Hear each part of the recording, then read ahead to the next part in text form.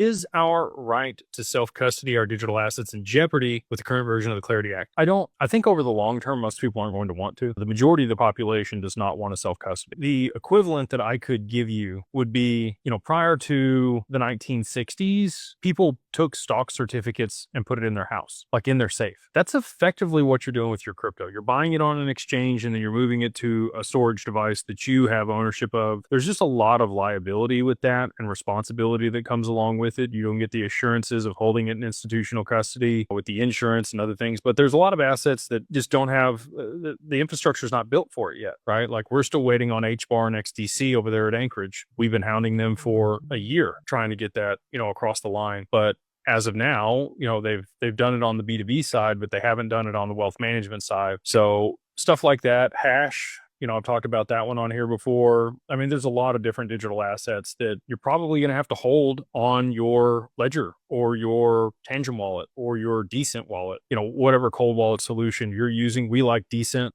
I think it's people's right to self-custody. If you wanted your stock certificates, you could probably go get them, but I don't know how many people are going to do that at this point. Right? Like it's much easier and safer to transfer those electronically and have them held with a custodian. That's why BNY Mellon has, $60+ trillion in AUC or assets under custody. I think that people over the long term, especially as quantum computers and other things come to market and are at scale, there's just going to be a lot more potential for loss. Not that there isn't already. People get scammed all the time. Unfortunately, I don't think it's in jeopardy. We actually advocated when we worked with the SEC to draft the rules for that people could still hold assets on their own cold wallet. So with all that being said, I don't think it's going to go away anytime soon, but I do think that there will be, probably an adoption of institutional custody at scale. And we're working on solutions for that right now.